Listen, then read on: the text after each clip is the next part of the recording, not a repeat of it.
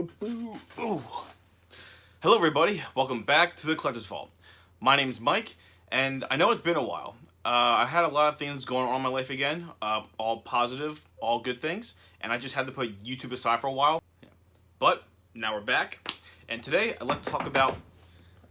Hi. I hope I'm not too late, man. Wait. Who are you? Oh, I'm Future Mike. Future Mike? Yeah. You know those yellow text boxes in your videos? You know, the ones that are like, right somewhere here? Yeah, that's me. I do all the editing for your videos. Plus, I also make fun of you whenever you say something stupid. You know, because a lot of dumb stuff comes out of your mouth. Oh. Well, I guess that explains that.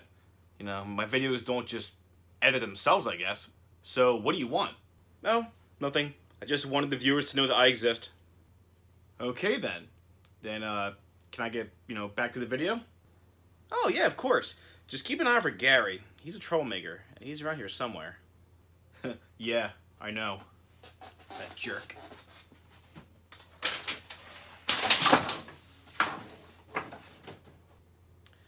Okay, you got your hands full, so I'm out of here. See ya. Anyway, so, the first topic that we're going to talk about now that we're back here is basically a recap on the Pokemon movie, the Detective Pikachu movie. The last time we talked about how I truly believe that that movie was going to create like another resurgence in Pokemon popularity that would maybe affect just, basically affect card prices in general. I was kind of thinking that this would be just like when Pokemon Go came out. A bunch of people come back into, not back into the game, but a lot of people come back into Pokemon. They just start to relive their childhood, their nostalgia. It all hits them right here in the heart. And I figured that this was going to slowly cause some of the more premium cards, ideally base set first edition, maybe even some of the first edition Jungle and Fossil, especially the high graded ones, all PSA, like PSA 9 and 10, probably even 7 and 8s, just all the high end stuff. I was kind of figuring that was going to cause a trickle. And I guess I was figuring that maybe by this time next year, we were probably going to see potentially up to a 52 or maybe even 100% of an increase. That means possibly doubling the price of certain cards. And the only reason I'm thinking of that is because we saw that with Pokemon Go. And later this year, we also have the Pokemon Sword and Shield game coming out. I did also have a video talking about what I thought about that game, or at least from what we know so far. Talking about the whole Dexit, no national Dex controversy, the appearance of the game, and I still to this day think the game looks a little bit, it's not very impressive graphically, and I don't want to hear any shit saying that, oh well, because the Switch can't do good graphics. Nintendo can do good graphics. All their systems are capable of doing good graphics. It might not be 4K or 5K like the PS4 Pro, or I don't know how it's called, and the Xbox One S. It's such a terrible name. The point is that I truly do think that although this game doesn't look very good, I think this game's still going to be very well received. And I mean both games, like both Sword and Shield. And my theory was that was going to be maybe like that alongside the Pikachu movie was going to maybe increase card value. Now, so far I haven't really seen much of an uptick. The movie has been out for a few months now. I did see it. I thought the movie was okay. I didn't think the story was anything to write home about. Spoiler warning for anybody who hasn't seen the movie yet. I wasn't really happy with what they did with Mewtwo. I mean, I was happy that Mewtwo was in the movie, but I was kind of hoping we'd see actually Team Rocket and like Giovanni, like us seeing like Team Rocket trying to control Mewtwo and not just this random company that like basically was acting like Team Rocket. Even like when they showed the chemical, the R, that was like making Pokemon go crazy or like become feral. I thought, oh, that's a Team Rocket chemical, maybe? I don't know. But so that was kind of disappointing. But I think the movie was still really good. Visually, I thought it was very nice. It definitely hit me right in the nostalgia. And I do think that it proved that we can probably do another live-action Pokemon movie, just maybe with a more like mainstream plot line, not like introducing like this new character and having him talk to a Pikachu. I think that was just to show like can a live-action character and a CGI Pikachu work, and I think they've proven that it does work. It definitely didn't, break the box office like I thought it was going to do, and I think it's just because, again, the story wasn't anything to write home about, and It just made the movie watchable. It made it fun, but it didn't make it Avengers Endgame, like, you know, crazy. But anyway, back to the first topic. So, I truly was thinking that we were going to go see an uptick in Pokemon card pricing, and we really haven't seen that right now. We're kind of hitting a bit of a, like a plateau, or just like a bit of like a, you know, we're just seeing a flat line right now.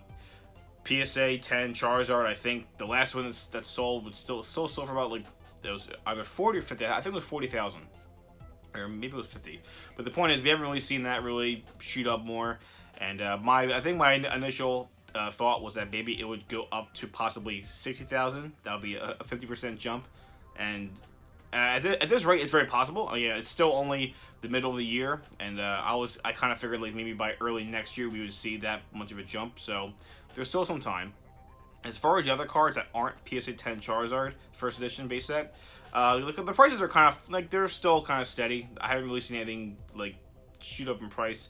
The prices for PSA 9 Charizard I think is still around like $6,000 to $7,000. So again, not much of an increase there.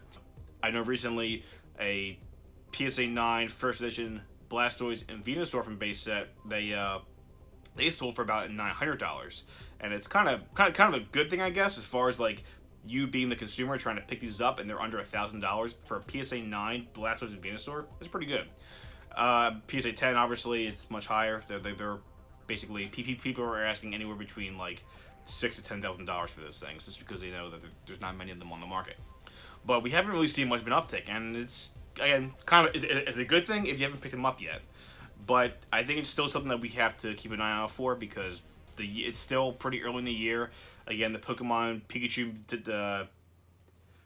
Detective Pikachu only came out a few months ago, and although we haven't seen a skyrocket in popularity of Pokemon, I think it's because they're currently anticipating the release of Pokemon Sword and Shield, despite all the controversies and all of the, the radical shifts in opinions.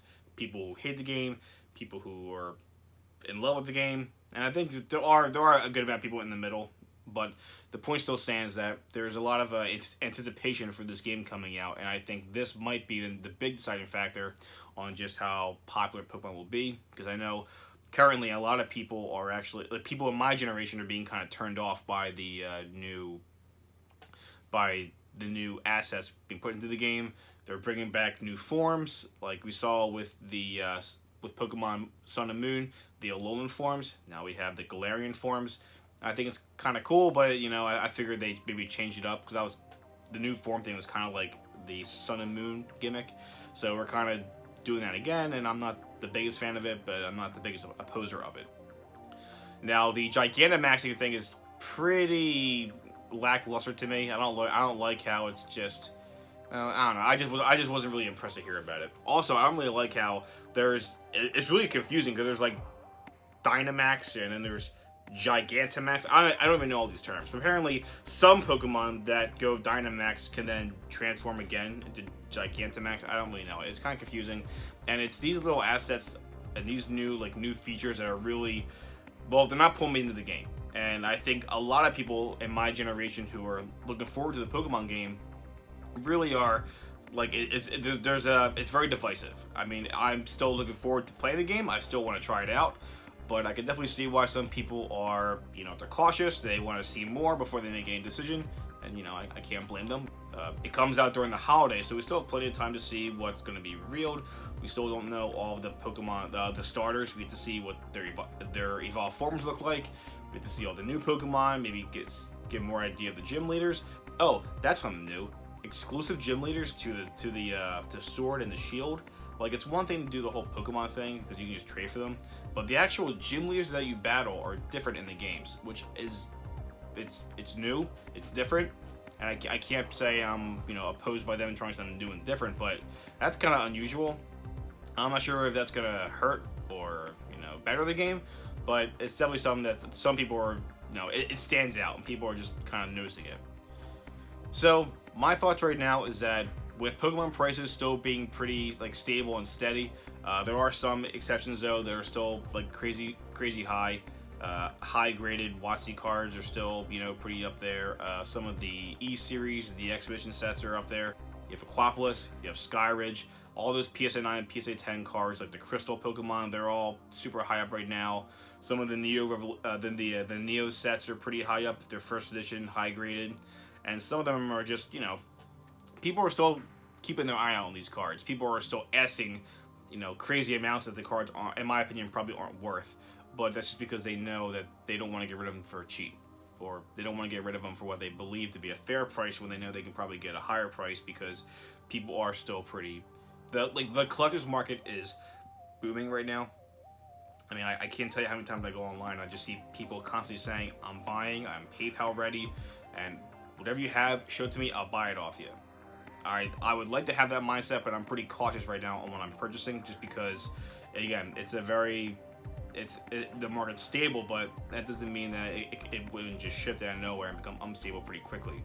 And I know it doesn't kind of make sense, but basically what I'm saying is, if I definitely have a good deal in my hands, I'm not going to pass it up. But I definitely don't want to be paying potentially face value, or maybe even a little bit higher than face value, just to get these cards in the anticipation that they're going to go up over time.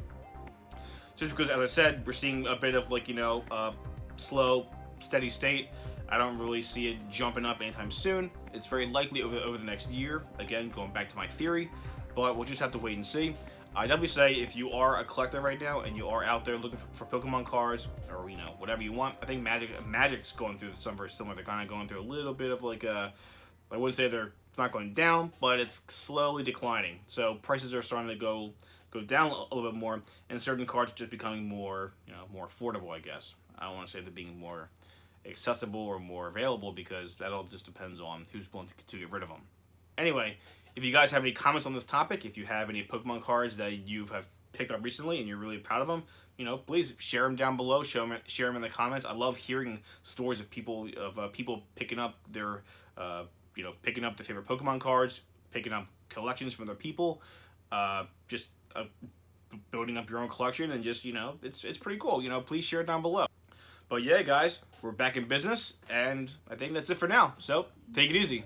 Blah, blah, blah, blah, blah, blah, blah, blah, blah, blah, blah.